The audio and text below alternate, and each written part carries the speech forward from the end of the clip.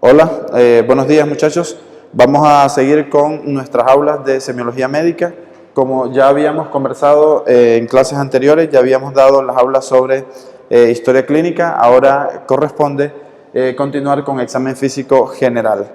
Del examen físico general vamos a ver entonces que va a incluir este examen lo que es la marcha, el biotipo, la actitud y las facies del paciente. Vamos a ver también en medidas antropométricas como es la talla, el peso y la temperatura corporal.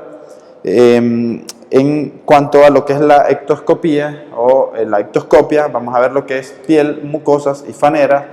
Cuando les hablo de fanera me estoy refiriendo a lo que es el cabello, los pelos o los vellos y las uñas. A eso llamamos faneras. Y luego tejido celular subcutáneo y panículo adiposo. Vamos a ver que en la marcha, la forma en que el paciente deambula, o sea, la forma en el que el paciente se moviliza o se mueve en la habitación o en el consultorio, es lo que vamos a llamar la marcha. Nosotros vamos a evaluar la marcha a través de la inspección. Desde el momento en que el paciente viene entrando a la consulta, nosotros vamos a evaluar la forma en que ese paciente se mueve.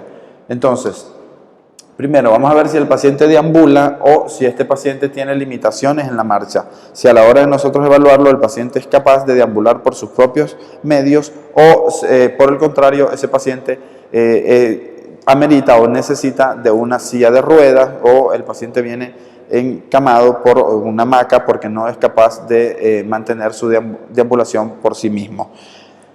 También vamos a evaluar la presencia de dificultad o de dolor durante la marcha, si el paciente tiene alguna limitación para la marcha, si tiene alguna plegia o alguna paresia y plegia es un grado máximo de impotencia para la marcha por un déficit motor grave y la paresia se entiende por paresia a una debilidad desde el punto de vista neuromuscular. Vamos a ver también si el paciente presenta algún grado de dolor, o sea, una impotencia funcional por una limitación, más que todo no por un problema motor, no por un problema de nervios, sino por un problema de dolor. Si el paciente tiene mucho dolor a la marcha, tampoco va a ser capaz de movilizarse. Vamos a ver lo que es la postura y el examen físico más específico de las articulaciones o de la musculatura de los pacientes, sobre todo de miembros inferiores, en cuanto a la evaluación de la marcha. Vamos a ver también si el paciente presenta movimientos anormales durante la marcha o durante la postura, movimientos anormales que pueden catalogarse como temblores o como distonía, si el paciente presenta algún grado de temblor o algún grado de movimiento anormal más exagerado, conocidos como distonías. Entonces, además de eso, de evaluar la presencia de anormalidades durante la marcha o la presencia de movimientos anormales, le vamos a pedir al paciente que camine, o sea, que deambule en un área de unos 10 metros o en el mismo consultorio. Nosotros le podemos hacer una línea recta en la cual nosotros le vamos a pedir a ese paciente que camine 10 pasos hacia adelante y 10 pasos hacia atrás. Podemos hacerlo también utilizando la puntilla de los pies y pedirle al paciente que camine con la punta de sus pies hacia adelante y luego que camine con el talón de sus pies a 10 pasos hacia adelante y 10 pasos hacia atrás, para evaluar si el paciente tiene dificultades para la marcha por un problema muscular o por un problema articular, o ese problema es por una alteración desde el punto de vista de los nervios periféricos. La marcha normal es una marcha suave, usualmente está acompañada de un balanceo simétrico de los brazos. Cuando nosotros deambulamos, normalmente hacemos un balanceo simétrico de los brazos. Eso es lo fisiológico, lo normal en nuestra marcha. Eso es lo que debemos evaluar en los pacientes. El talón debe tocar gentilmente, o sea, suavemente. Cuando nosotros damos la marcha, el talón de nuestro pie debe tocar suavemente lo que es el suelo y con la rodilla extendida. Eso es lo normal. Cuando el talón toca el suelo, nuestra rodilla debe estar extendida. Y el paso debe transferirse armónicamente, o sea, en una sincronía y una armonización hacia el siguiente, hacia el otro pie, de forma que este movimiento dé suspensión o flexión de la rodilla, luego extensión de la rodilla y tocar el piso, tocar el suelo con el talón de nuestro pie. Es un movimiento que se va armonizando y se va sincronizando cuando hacemos la marcha. Los movimientos al caminar deben ser coordinados, lo que llamamos taxia o coordinación. Cuando un paciente presenta algún problema de desorganización en su marcha, es lo que vamos a presentar como ataxia o cualquier otra variante que produzca una descoordinación en los movimientos a la hora de caminar. Vamos a evaluar la otra parte que dijimos ya una vez que nosotros evaluamos la marcha del paciente. Vamos a evaluar lo que es el biotipo o el hábito externo de un paciente.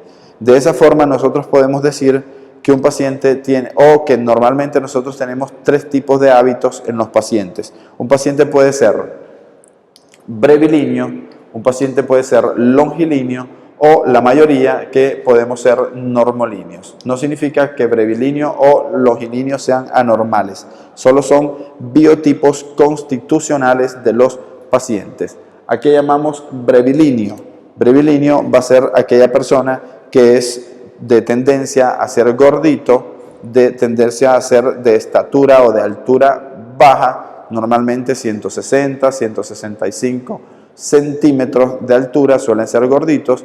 La cabeza suele ser redonda, los brazos suelen ser cortos, las piernas cortas también y bien gorditos. A esas personas con un abdomen ancho también, a esas personas solemos llamarles brevilíneos.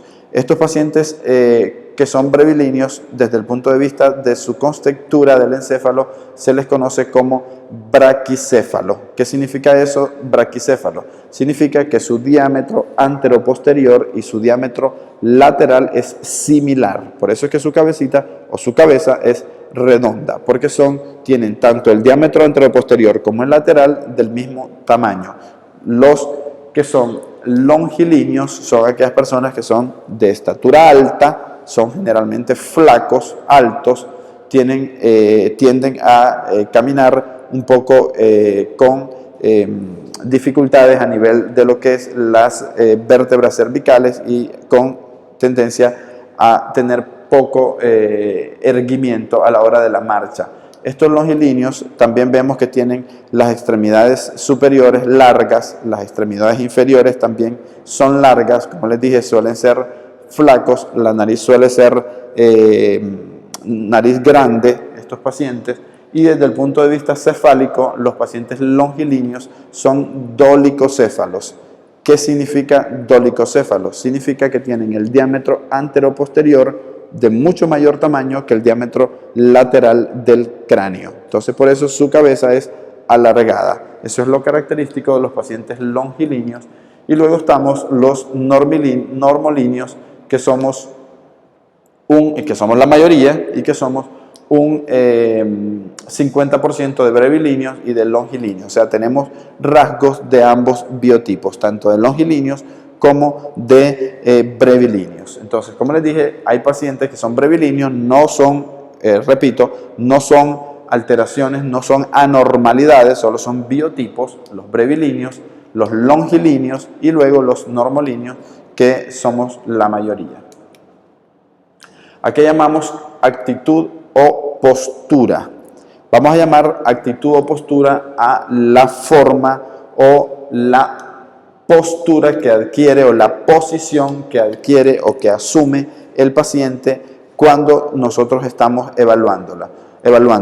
La actitud del paciente puede ser la actitud en la cama, o sea, una actitud en decúbito, o podemos también tener una actitud cuando está sentado, puede tener otra actitud, o incluso puede tener una actitud a la hora de la marcha. A la posición que adquiere el paciente cuando estamos evaluándolo o cuando vamos a verlo, esa es lo que llamamos actitud o postura, ¿sí? Entonces, actitud o postura, repetimos, es la posición que asume el individuo cuando está de pie, cuando está sentado o cuando está acostado.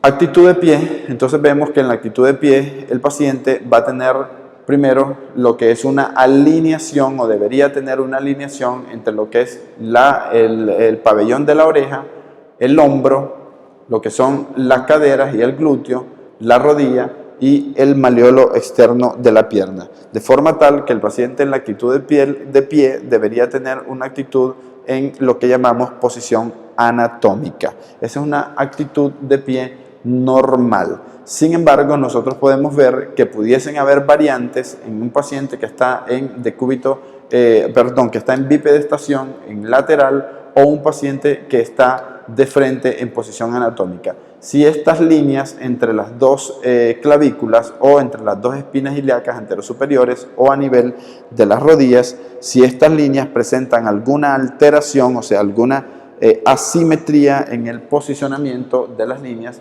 decimos entonces que el paciente no tiene una actitud o no tiene una posición o una postura adecuada. Para que un paciente tenga una postura adecuada deben coincidir lo que son las líneas de simetría entre ambas rodillas, las espinas ilíacas y ambas clavículas. Eso es lo que llamamos entonces una postura adecuada. Todo lo que no tenga esta coincidencia de las líneas son posturas inadecuadas y pueden deberse a muchísimas patologías. En la actitud de pie, como vamos viendo también, hay tipos como excelente para el tipo A, una posición en la que vemos que es un paciente con un grado de erguimiento bastante aceptable.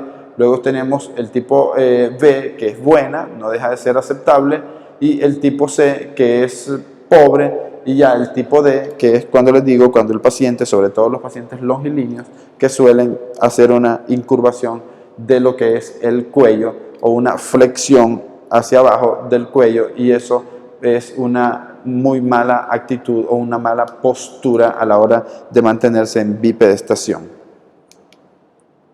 La actitud en el decúbito, recuerden que decúbito es cuando el paciente está acostado, y el decúbito puede ser de tres formas. Podemos tener un decúbito dorsal en el que el paciente está acostado en la hamaca o está acostado en la cama totalmente viendo hacia el techo. Eso se le llama decúbito dorsal o decúbito supino, ¿sí?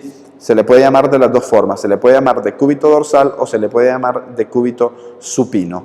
Ambas son correctas. La otra actitud que puede adquirir el paciente en la cama es un decúbito prono o decúbito ventral. Decúbito ventral se le llama cuando el paciente se acuesta viendo hacia la hamaca o viendo hacia la cama, o sea, con la mirada hacia el colchón, ya sea de la hamaca o de la cama. A eso se le llama decúbito ventral. Entonces tenemos viendo hacia arriba, se llama decúbito dorsal o decúbito supino.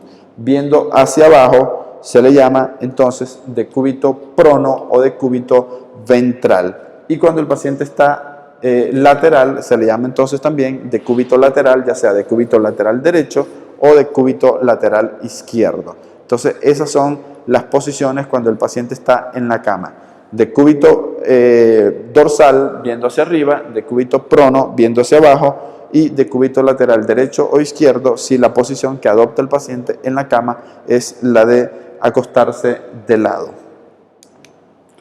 En cuanto a las facies, ¿a qué llamamos facies? Facies vamos a llamar a aquella característica de la cara o característica del rostro del paciente. Cuando nosotros lo estamos evaluando, vemos que pueden haber múltiples características, ya sea por asimetrías, por traumatismos, ya sea por problemas neurológicos, como en una parálisis facial que me va a dar diferentes asimetrías. Entonces, dependiendo de esto también y dependiendo del estado de ánimo del paciente, nosotros podemos tener diferentes facies. Un paciente que no tenga ninguna asimetría en su rostro, pero es un paciente que tenga dolor abdominal por una patología como apendicitis, va a tener unas facies conocidas como facies álgida, ¿sí? Fascia álgida o fascia de dolor, o con cualquier otro, un paciente con un traumatismo también va a tener una fascia álgida o una fascia de dolor. Entonces, ¿qué es fascia? Es el aspecto o la configuración del rostro, la expresión facial que presenta una persona. Vamos a evaluar entonces la simetría facial tanto estática como en movimiento. O sea, vamos a evaluar cómo es la simetría de sus dos hemicaras, o sea, hemicara izquierda y hemicara derecha, la simetría entre las comisuras labiales, la comisura entre los pliegues nasogenianos, la comisura o la simetría entre la apertura de un ojo con respecto al otro y la simetría entre el cierre de los párpados. Eso es lo que evaluamos entonces, la simetría entre las dos hemicaras. Vamos a ver esta simetría cuando el paciente está sin hablar y cuando, o sea, la simetría estática y la simetría dinámica cuando el paciente nos expresa alguna palabra. Cuando está hablando con nosotros, si se desvía la comisura o se desvían los ojos, si abre más un ojo con relación al otro, todo eso evaluamos a la hora de evaluar las facies. Recuerden, las facies pueden ser por asimetrías o pueden ser no por asimetría, sino por dolor o por otras condiciones en otros aspectos. Un paciente que está deprimido tiene un tipo de fascie de depresión y no necesariamente tiene asimetrías, solo tiene este rostro de depresión que es muy característico, sobre todo en pacientes con problemas depresivos. También podemos ver tipos de fascies como son la fascie tensa o ansiosa, aquel paciente que llega agitado al consultorio, como con una necesidad de respuestas rápidas y se quiere ir, es un paciente que está ansioso. También podemos evaluar esa fascie ansiosa. Fascie colérica en la traducción sería fascie de un paciente bravo, un paciente que está enojado por alguna razón, ya puede ser mismo con nosotros o con alguien, pero un paciente que está bravo, eso se le llama fascie colérica. Tenemos también una fascia alegre, puede ser también un paciente que tenga una fascia alegre por alguna patología, una patología psiquiátrica sobre todo, son aquellos pacientes que tienen aquellas fascias alegres, o por el contrario, un paciente que está recuperándose de su enfermedad. Nosotros vamos a ver que muchos pacientes lo expresan con una fascia alegre, que en un momento no la tenían y cuando ya saben que se van a recuperar y están todavía hospitalizados y van hacia la recuperación, usted los va a evaluar y en la mañana y lo ve y, bueno señor, ¿cómo está? Lo veo que está muy alegre, amaneció bien hoy. Eso es bueno, una fascia alegre, eso te indica mejoría, cuando no es por una patología psiquiátrica. También tenemos facies tristes, que es la más común, en la que nosotros vamos a evaluar en nuestro día a día. Un paciente que está triste, obviamente, porque está sufriendo alguna condición y eso le genera cierto grado de tristeza. La fascie álgida, como le comentaba anteriormente, fascie álgida es aquella fascie que el paciente adopta cuando tiene algún dolor, ya sea por algún traumatismo, ya sea por alguna infección, pero algo que le genere dolor. Entonces la fascie del paciente es una fascie de dolor, una fascie álgida, una fascie que nos está diciendo algo me duele. Eso también tenemos que evaluarlo a la hora de evaluar el estado del rostro del paciente. Y finalmente tenemos la fascie inexpresiva. La fascie inexpresiva también es muy común, sobre todo en patologías neurológicas. Los pacientes con Parkinson, con enfermedad de Parkinson, con síndrome de Parkinson, van a tener una fascie inexpresiva. Estos pacientes son rígidos y por tener rigidez, entonces los pacientes son incapaces de parpadear, o sea, no tienen parpadeo que normalmente nosotros tenemos. Estos pacientes tampoco tienen la piel brillante, o mejor dicho, tienen la piel brillante y la imposibilidad para sonreír, y por eso estos pacientes tienen lo que se conoce como fascie inexpresiva.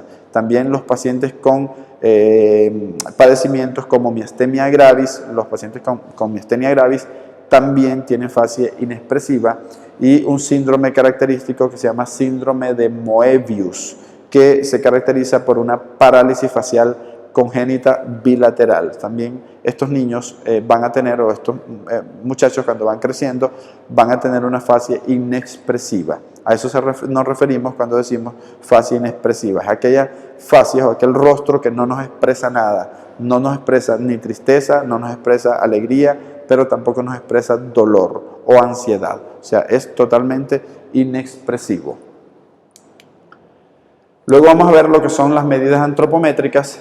Recuerden que para las medidas antropométricas nosotros necesitamos de un equipo como es una balanza o una pesa, que esta la tenemos acá en la clínica. Cuando retornemos vamos a ir a ver cómo es que se utiliza lo de la balanza o lo de la pesa, para nosotros tener en cuenta que podemos utilizar la pesa, sobre todo para los adultos, lo que tenemos la pesa de adultos. En cuanto al tallímetro y el peso de los niños es un poco diferente, pero en este momento lo que nos interesa es saber el del adulto. Luego vamos a saber particularmente cómo tomarlo en el niño. De forma general, el paciente se debe parar en la balanza y nosotros vamos a ir midiendo. Esto es una balanza de contrapesos en la que vamos a ir midiendo cada uno de la probabilidad de los kilogramos que tiene el paciente. Lo vamos a ir moviendo hacia la derecha de la pesa para ir viendo entonces cuánto va a pesar el paciente. Entonces, esto es lo que vamos a comenzar en las medidas antropométricas, lo que es el peso y la talla. Talla en castellano es lo que llamamos en portugués altura, la altura del paciente, que también la misma máquina viene, o el mismo equipo viene ya con un sistema en centímetros, que usted lo mueve hacia arriba y puede dar con exactitud cuál es la talla del paciente. Asimismo, vamos a ver entonces que para esto, como les decía, necesitamos de una cinta métrica y una balanza o una pesa para poder hacer esta exploración. Una exploración que es obligada en el examen físico de toda persona. Lo primero que el médico o el personal de enfermería tienen que hacer cuando un paciente llega al consultorio, cuando llega al hospital, es el peso, la talla y medir los signos vitales. Eso es lo fundamental. Después de eso vamos a ir viendo las particularidades dependiendo de la consulta de cada paciente, de qué es lo que el paciente necesita de nosotros en ese momento. Pero lo principal que tiene que hacer un médico o un personal de enfermería cuando llegue el paciente es peso, talla y signos vitales. Esos son los 3 elementos básicos a la entrada de todo paciente en nuestro consultorio. Seguimos entonces con lo que es las medidas antropométricas, decimos peso y talla. Ahora, ¿para qué nos sirven además de la dosificación de tratamientos, la dosificación de medicamentos? Estos nos van a servir también para evaluar estados nutricionales. Si nosotros a estos pacientes podemos obtener otras 2 medidas, como son el índice de masa corporal.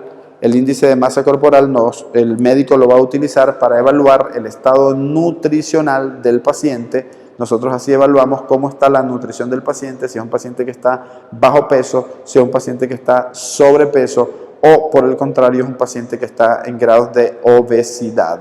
Entonces vamos a ver eso con el índice de masa corporal. ¿Cuál es la fórmula para nosotros evaluar el índice de masa corporal? Vamos a ver que existe una forma o un estándar mundial en el cual nosotros vamos a ver, como dice ahí, el peso del paciente. Vamos a dividirlo sobre la talla al cuadrado. Entonces primero hacemos la regla, primero hacemos el cálculo de la talla del paciente. Por ejemplo, el paciente mide 1,80, entonces 1,80 por 1,80. Ese resultado que nos dé, supongamos que va a ser alrededor de 3,06. Entonces el paciente pesa 82 kilogramos, 82 entre el 3,06.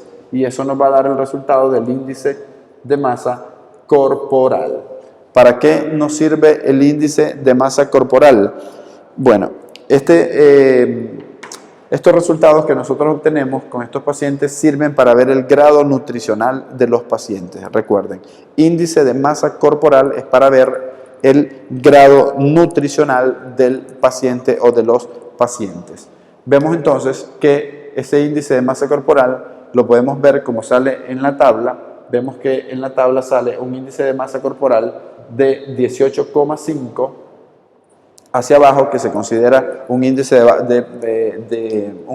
masa corporal bajo. Luego tenemos de 18,5 a 24,9, que se considera un índice de masa corporal normal. Luego tenemos de 25 a 29, que se considera sobrepeso, y a partir de 30 a 34,9 se considera obesidad grado 1, luego obesidad grado 2, obesidad grado 3 y luego obesidad mórbida. Entonces, para eso nosotros vemos, según lo que está disponible en el slide, quiero aclararles también que este slide yo se los voy a enviar a ustedes mediante el delegado de la turma para que ustedes puedan verlo, puedan ver tanto el video como puedan ver los slides. Entonces vamos a ver ahí que dependiendo de lo que nos resulte este índice de masa corporal, vamos nosotros a catalogar si un paciente está bajo peso, si un paciente está normal, si un paciente está sobrepeso o si un paciente está en grados de obesidad. Además, con el peso y la talla del paciente, nosotros podemos hacer también otro cálculo, que es el cálculo de los metros cuadrados de superficie corporal. Para hacer este cálculo de metros cuadrados, ¿o para qué nos sirve los metros cuadrados de superficie corporal? Bueno, así como decíamos que el índice de masa corporal sirve para el estado nutricional, los metros cuadrados de superficie corporal nos van a servir para dosificar, o sea, para la dosificación de tratamientos.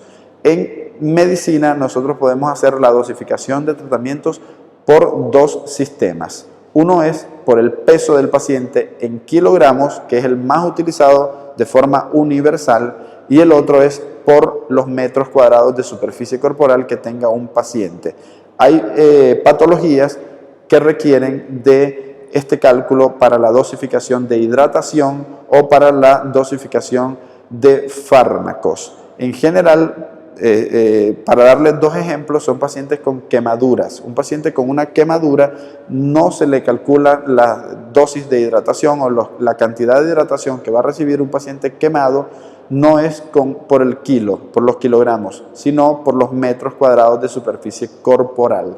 Entonces, para eso nosotros tenemos que saber cómo hacer el cálculo de estos metros cuadrados. Igualmente, pacientes con deshidratación leve, moderada o deshidratación severa, son pacientes también que ameritan de la hidratación mediante la superficie corporal. La OMS recomienda que la hidratación de todo paciente deshidratado sea con el cálculo de los metros cuadrados, aun cuando esto varía mucho de un país a otro. Hay países que lo hacen por kilogramo y otros lo hacen por metros cuadrados, pero lo que está reglamentado por la Organización Mundial de la Salud es la superficie corporal. Para pacientes deshidratados, para pacientes quemados, sí, en todo el mundo se realiza mediante la superficie corporal. Entonces, ¿qué es eso de la superficie corporal? Primero vamos a ver que los metros cuadrados de la superficie corporal en niños menores de 10 kilogramos lo vamos a hacer por una fórmula matemática ya estandarizada o ya reglamentada, esta fórmula matemática que nos indica que vamos a sacar una cuenta que indica el peso del niño por un estándar o un grupo, una constante que es 4, entonces peso por 4 más 9, todo eso dividido por 100. Ese es el cálculo para sacar el índice, en los metros cuadrados de superficie corporal en un niño menor de 10 kilogramos.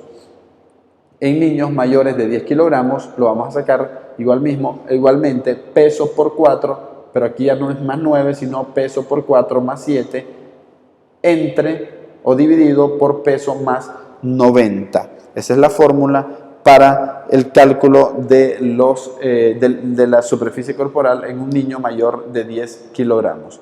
Y en adultos, la fórmula para hacer el cálculo en pacientes adultos es la raíz cuadrada del peso por la talla, decíamos que vamos a sacar también la talla o la altura en centímetros, dividido por 3600. Esas son las tres fórmulas que se van a utilizar para nosotros obtener la superficie corporal del individuo o del paciente. Si es un niño menor de 10 kilogramos, utilizamos una; si es un niño mayor de 10 kilogramos, utilizamos otra; y si es un adulto, usamos la fórmula de la raíz cuadrada. Estas tres podemos utilizarlas, estas tres ustedes tienen que aprendérselas porque, como le dije, en caso de un paciente deshidratado o en caso de un paciente con quemaduras, tienen que hidratarlo mediante estas fórmulas. La temperatura corporal, ya nosotros cuando hablábamos de signos vitales habíamos estado hablando de temperatura corporal.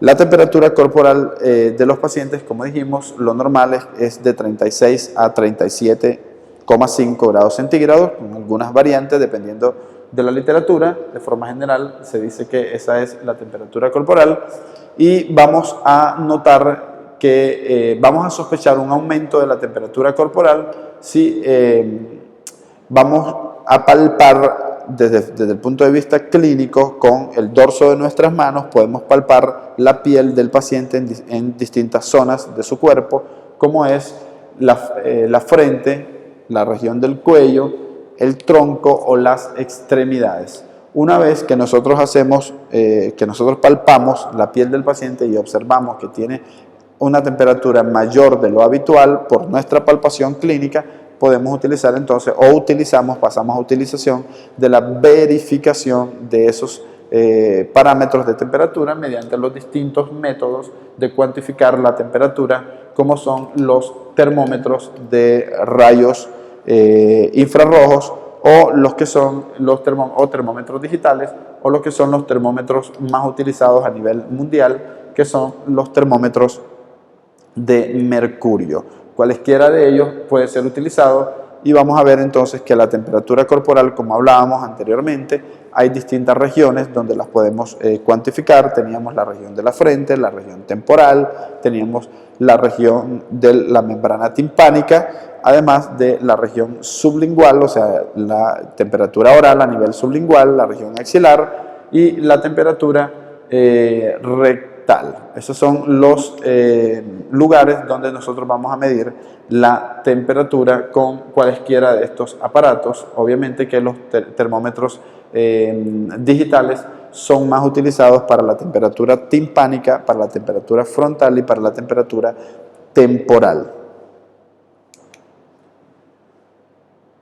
Entonces decíamos algunos parámetros de normalidad de 36 a 37,8,5, como les dije, es lo que se consideraba como normal, pero esto también va a depender de la región donde nosotros estemos evaluando la temperatura. Si estamos evaluando a nivel axilar, incluso una temperatura de esto está, aquí dice 34, es 35,7 a 37 se considera como normal.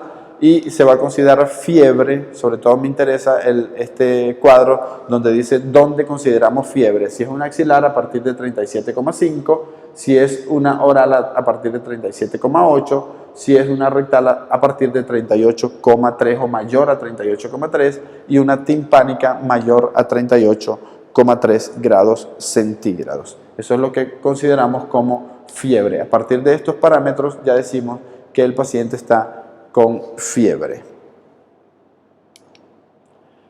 Ahora pasamos al otro aspecto de lo que es la evaluación del examen físico general y es la piel y las faneras o piel y anexos. Recordemos que anexos son lo que es el cabello, lo que son las uñas y lo que son los pelos. Todo eso se le llama anexos de la piel o se le llama faneras. Piel y faneras, entonces vamos a ver que para el examen físico de la piel, los aspectos que nosotros debemos abordar son la inspección, que vamos a evaluar durante la inspección de ese paciente en el examen físico de la piel.